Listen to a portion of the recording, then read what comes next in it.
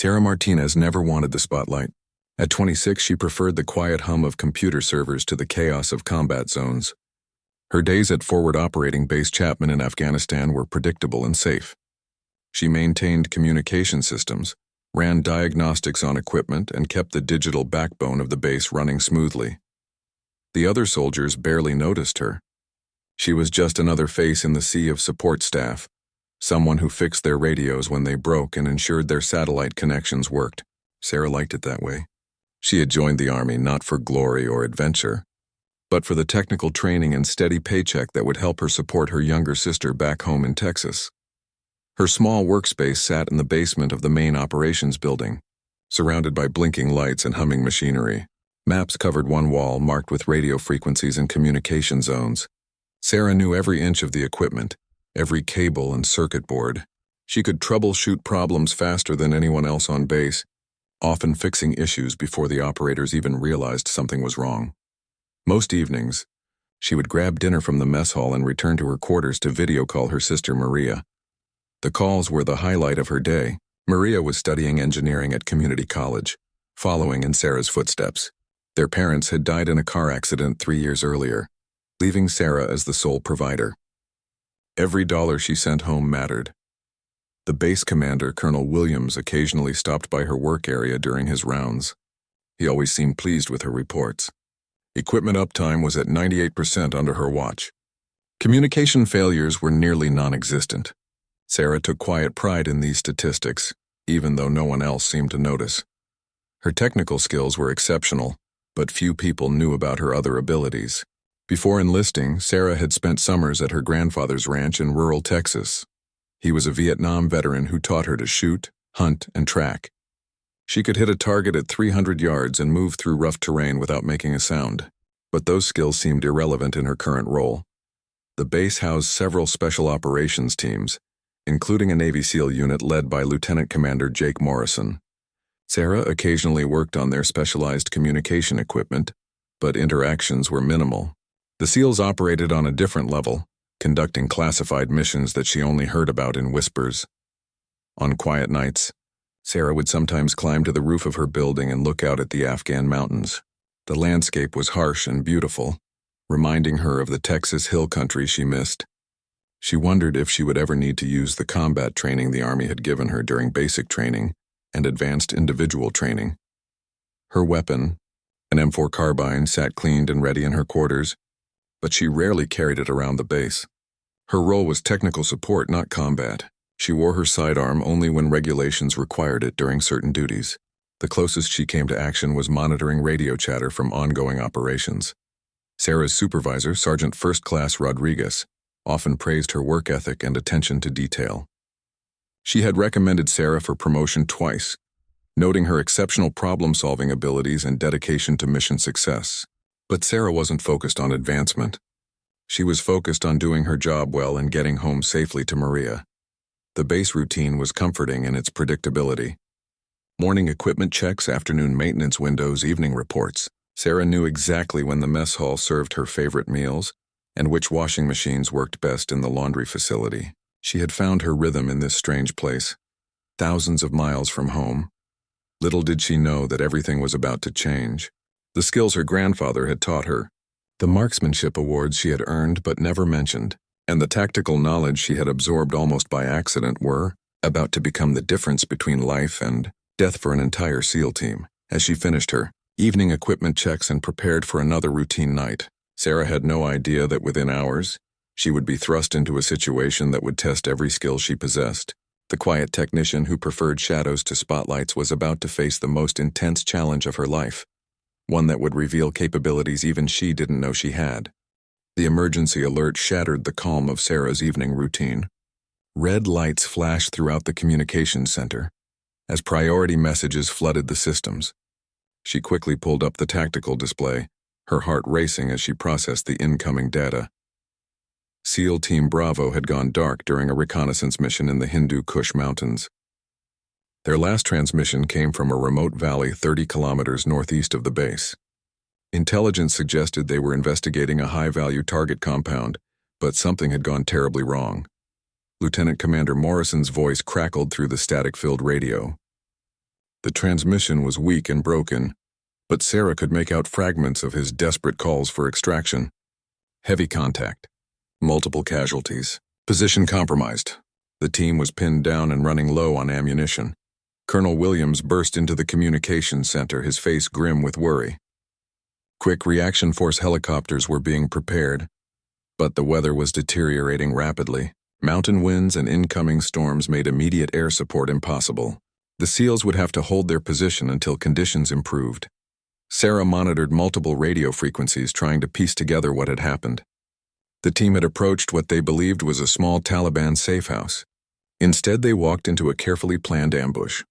Intelligence estimates suggested at least 50 enemy fighters had surrounded their position in a narrow valley with limited escape routes. The enemy had chosen their location perfectly. High ridgelines provided excellent firing positions while the valley floor offered little cover. The SEALs were trapped in a killing zone with nowhere to run. Their only advantage was superior training and discipline, but they were vastly outnumbered. As hours passed, the situation grew more desperate. Morrison's updates became less frequent and more urgent.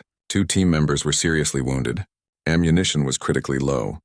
The enemy was closing in, using overwhelming firepower to suppress any movement. Sarah worked frantically to coordinate support efforts. She contacted every available asset, from attack helicopters to artillery units, but the weather continued to worsen, grounding aircraft and limiting visibility for long-range fire support. The mountains created a natural barrier that blocked many communication attempts. Around midnight, the communications became even more sporadic. Sarah could hear gunfire in the background during transmissions. Morrison's voice was strained and exhausted. The team had been fighting for over 6 hours straight, and their situation was becoming hopeless. Colonel Williams paced behind Sarah's workstation, exploring every possible option. Special Operations Command was considering a high-risk ground rescue mission, but it would take hours to organize and deploy. The SEALs might not have hours. Their ammunition would be exhausted long before help could arrive. Sarah studied the tactical maps with growing frustration. She knew the terrain from her previous analysis of patrol routes and communication coverage. The valley where the SEALs were trapped sat just at the edge of effective radio range from the base. Any closer positions would require someone to move into enemy territory. Then she noticed something that everyone else had missed. There was a communications relay station on a ridge overlooking the trapped team's position. It had been abandoned months earlier due to security concerns, but the equipment might still be functional. If someone could reach it and restore power, they could provide real-time intelligence and coordinate precision strikes. More importantly, the relay station offered direct line of sight to the entire valley. Someone with the right skills could provide overwatch and target identification for the trapped SEALs. It was dangerous and would require moving through enemy-controlled territory, but it might be their only chance. Sarah studied her map more carefully, tracing potential routes to the relay station. Her grandfather's lessons about terrain navigation and concealment suddenly seemed relevant. She had studied every inch of this region through satellite imagery and patrol reports. She knew the ground better than anyone else on the base. Colonel Williams noticed her intense focus on the map. When she explained her idea about the relay station, he looked skeptical. It was a long shot, and reaching the position would be extremely dangerous. But as Morrison's increasingly desperate radio calls continued through the night, desperate measures began to seem like the only option. The weather forecast showed a brief window of improvement just before dawn. If someone could reach the relay station during that window, they might be able to provide the support the SEALs needed to survive. But who could make such a dangerous journey through enemy territory? Sarah looked at the map one more time, then at her unused combat gear hanging in the corner. She had never imagined using those skills in a real combat situation. But the trapped SEALs were running out of time and options. Sarah's hands trembled slightly as she outlined her plan to Colonel Williams. The relay station sat on a ridge 3 kilometers from the trapped SEAL team's position. If she could reach it before dawn, she could restore communications and provide overwatch for an extraction operation. The colonel's initial reaction was immediate and firm. Absolutely not. Sarah was a communications technician, not a combat soldier. Sending her alone into enemy territory would be suicide, and he couldn't risk losing another soldier. But as Morrison's radio calls became more desperate, Williams found himself reconsidering impossible options. Sarah pulled up detailed satellite imagery on her computer screen. She traced the route she would take, avoiding known enemy positions and using natural cover to remain hidden. Her grandfather had taught her to read terrain like a book, identifying dead space and concealed approaches that would be invisible to untrained eyes. The abandoned relay station contained portable equipment that could be quickly activated with battery power. Sarah knew the systems intimately, having helped install them months earlier. She could have communications up and running within minutes of arrival, assuming the equipment hadn't been damaged or discovered by enemy forces. More importantly, the ridge position offered commanding views of the entire valley where the SEALs were trapped. With proper optics and communication gear, she could identify enemy positions and guide precision strikes or coordinate tactical movements. It would level the playing field for the outnumbered team. Colonel Williams studied the tactical situation with growing urgency. Air support remained grounded due to weather conditions. Ground reinforcements were still hours away from reaching the area. The quick reaction force was ready to deploy, but they needed accurate intelligence about enemy positions to avoid walking into the same trap. Sarah's plan offered the best hope for saving the SEAL team, but it required sending an untested soldier into extreme danger. Williams had read her personnel file and knew about her marksmanship scores and training records, but combat was different from shooting ranges and training exercises. As if reading his thoughts, Sarah quietly mentioned her background with her grandfather, the hunting expeditions, tracking lessons, and long-range shooting practice in Texas Hill Country. She had grown up moving through rough terrain and making difficult shots under pressure. Those skills had never seemed relevant to her military career, but now they might save lives. The weather forecast showed a narrow window of opportunity. Clouds would lift briefly around dawn, potentially allowing limited air support.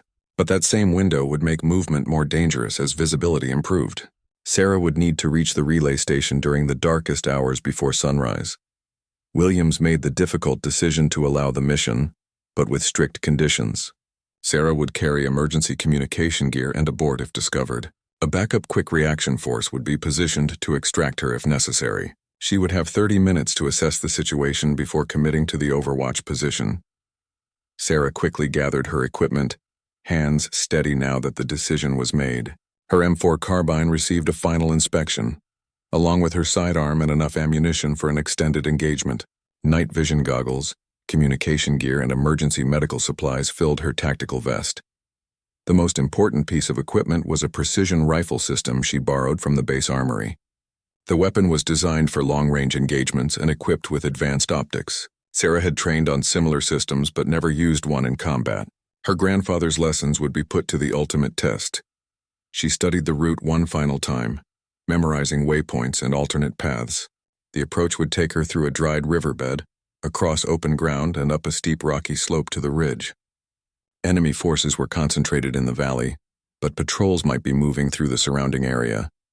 Morrison's voice came through the radio one more time, weak and filled with static.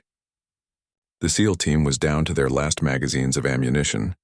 They had held their position through the night, but couldn't survive another sustained attack. Sarah was their only hope for survival. Colonel Williams walked her to the vehicle that would take her to the insertion point. He looked older than his years, carrying the weight of sending a young soldier into an impossible situation. But impossible situations sometimes required impossible solutions, and Sarah Martinez was their best option. As she climbed into the Humvee, Sarah thought about her sister Maria studying engineering back in Texas. She had joined the Army to provide for her family, never expecting to find herself in this situation. But sometimes life demanded more than anyone planned to give. The ride to the insertion point took 20 minutes through winding mountain roads. Sarah used the time to review her mental map of the area and check her equipment one final time. The radio crackled with Morrison's increasingly desperate situation reports, each transmission more urgent than the last. When the vehicle stopped at the base of the mountains, Sarah took a deep breath and stepped into the darkness. She was no longer just a communications technician. She was the last hope for 7 trapped Navy SEALs who were fighting for their lives in a hostile valley. Sarah moved through the darkness like a ghost, every step calculated and deliberate. Her grandfather's voice echoed in her memory, reminding her to feel the ground before committing her weight. to listen for sounds that didn't belong in the natural environment. The night vision goggles turned the world into shades of green, revealing obstacles and potential threats. The first kilometer passed without incident. Sarah followed the dried riverbed, using the natural depression to conceal her movement from observation posts on the surrounding ridges. The rocky bottom muffled her footsteps, and the winding course provided cover from multiple angles. She paused frequently to listen and scan for signs of enemy activity.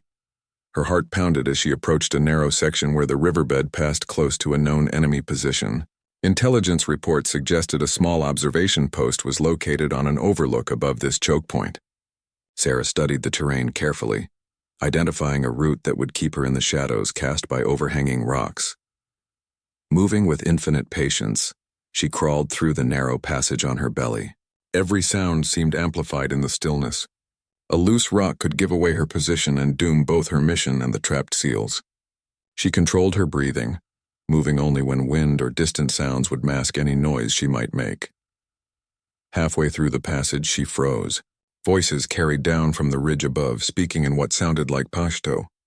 Two men were discussing something in low tones, their positions marked by the occasional glow of cigarettes. Sarah remained motionless for 15 minutes until the voices faded, and she was certain they had moved away. The second kilometer proved more challenging. She had to leave the riverbed and cross open ground to reach the base of the ridge where the relay station was located. The terrain offered little cover, just scattered boulders and low scrub vegetation. Sarah studied the area through her night vision, planning a route that would use every piece of available concealment. She moved in short rushes, covering 20 to 30 meters before dropping to observe and listen. The technique was exhausting but essential.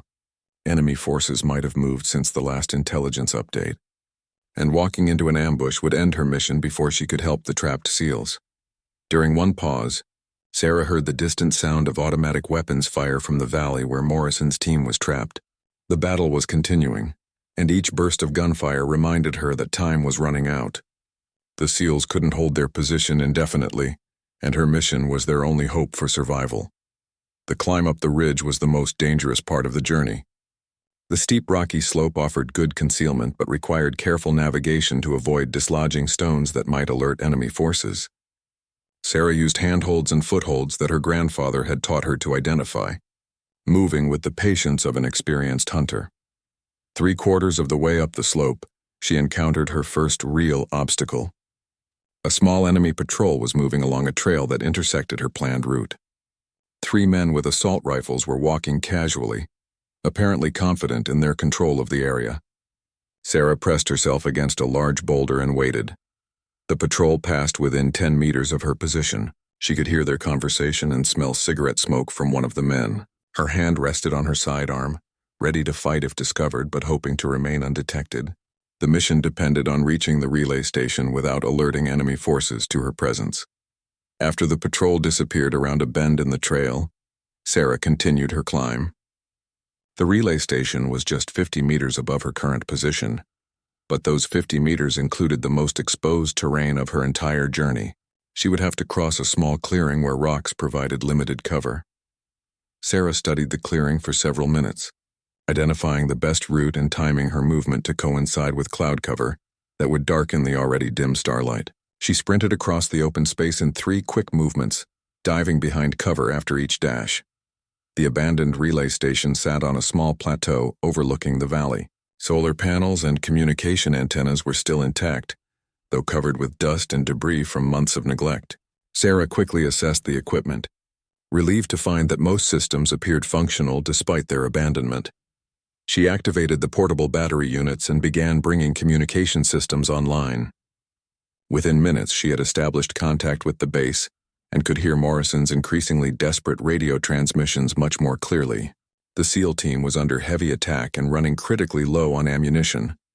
Sarah set up the precision rifle system on a rocky outcrop that provided an excellent view of the valley below. Through the advanced optics, she could see muzzle flashes from both friendly and enemy positions.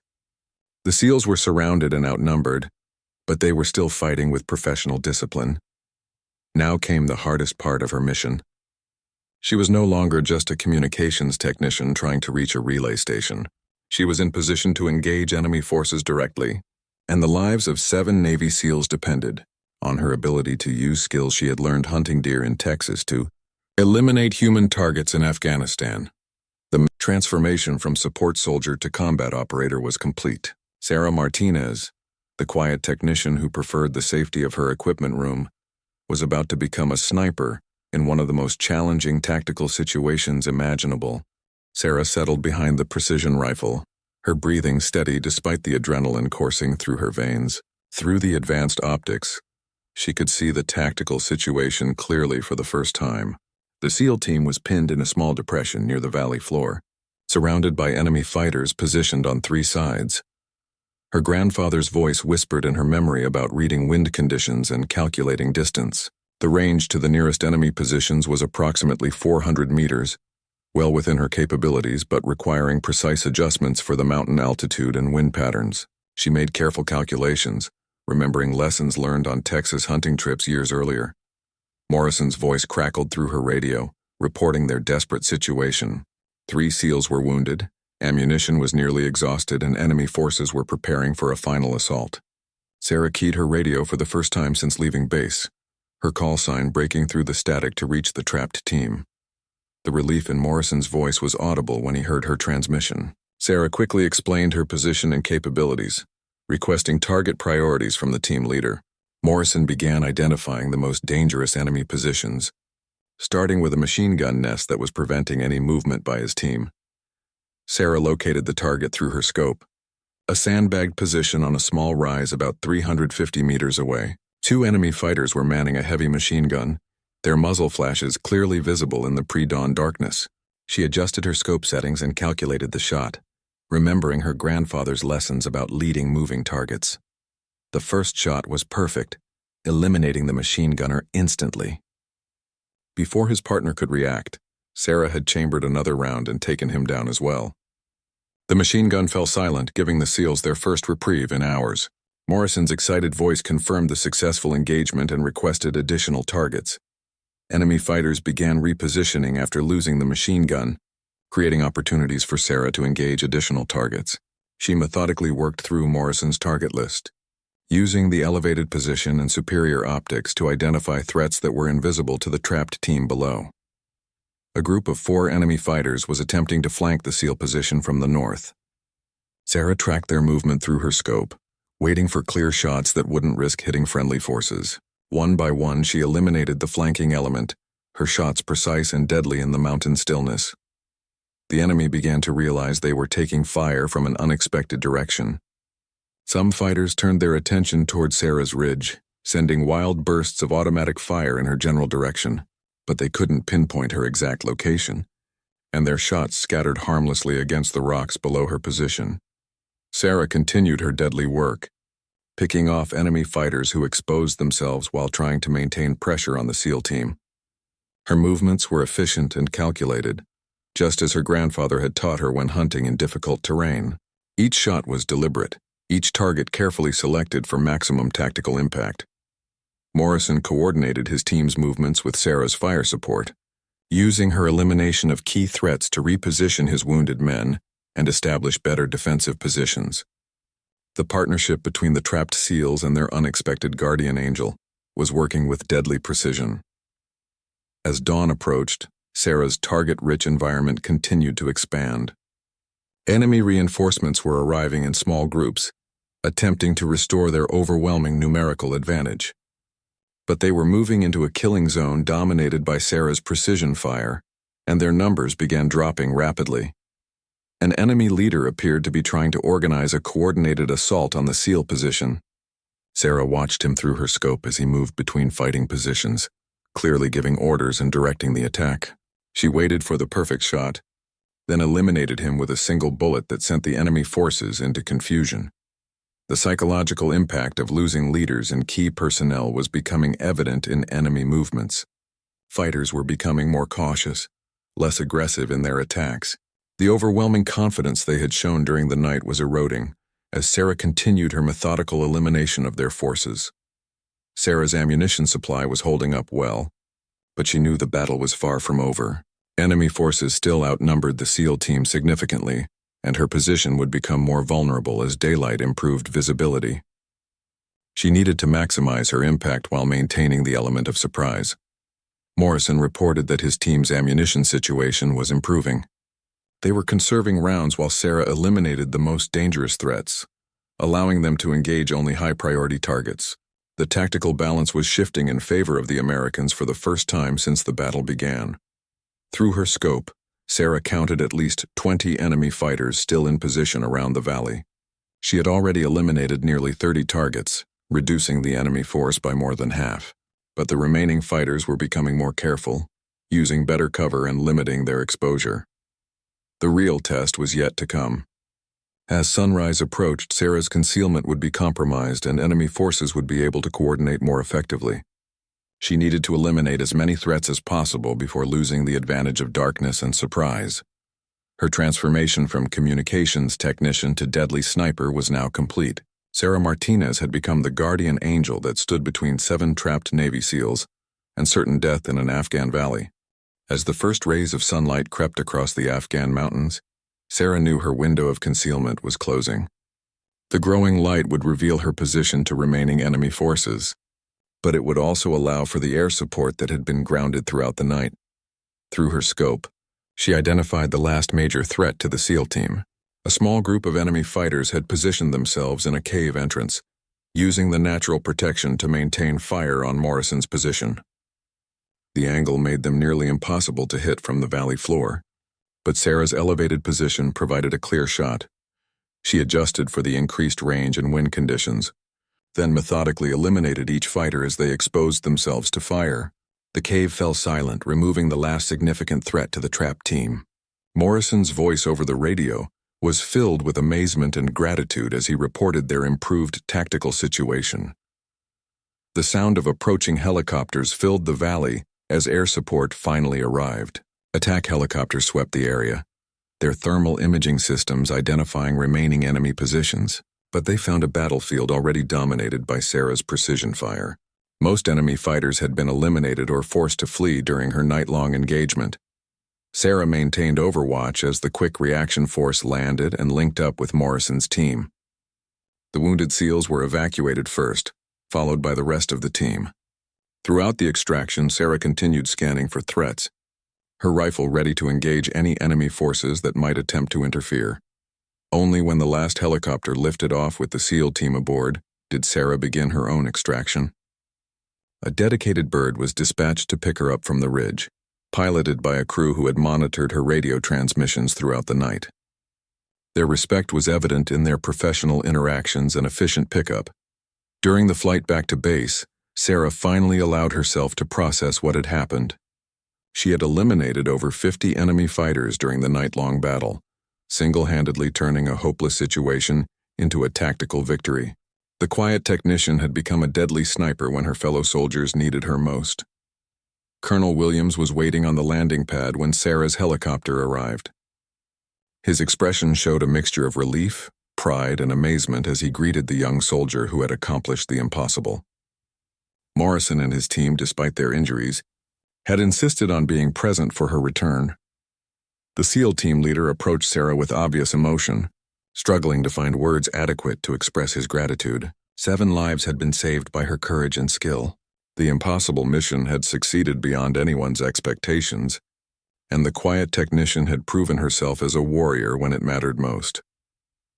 News of Sarah's actions spread quickly through military channels.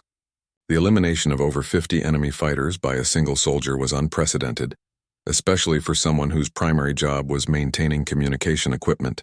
Her superiors immediately began discussing appropriate recognition for her heroic actions.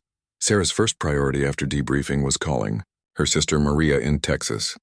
The conversation was emotional as Sarah struggled to explain what had happened. Without revealing classified details, Maria sensed the significance of her sister's actions and expressed pride in Sarah's courage and skill.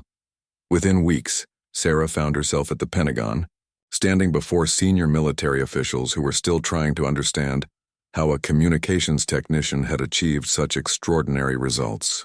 Her personnel file was reviewed and updated to reflect combat capabilities that had been previously unknown and untested. The awards ceremony took place at the White House, with the president presenting Sarah with the Distinguished Service Cross for extraordinary heroism in combat. Morrison and his entire team attended the ceremony, their presence a powerful reminder of the lives that had been saved by her actions. Sarah's story became legendary within military circles, inspiring other support soldiers to take their combat training seriously.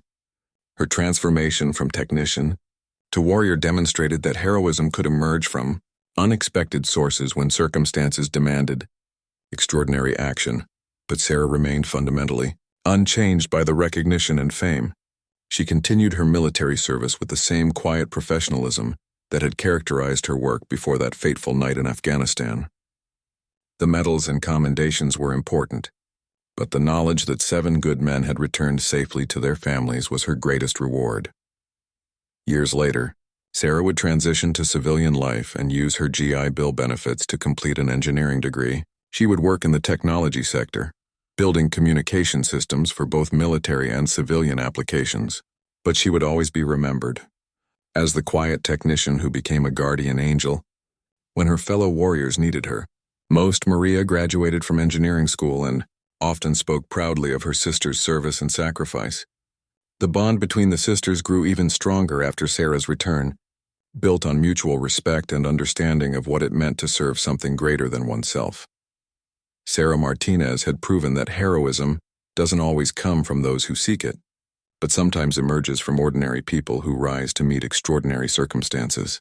Her story became a testament to the warrior spirit that exists within all soldiers, waiting for the moment when it would be called upon to make the ultimate difference.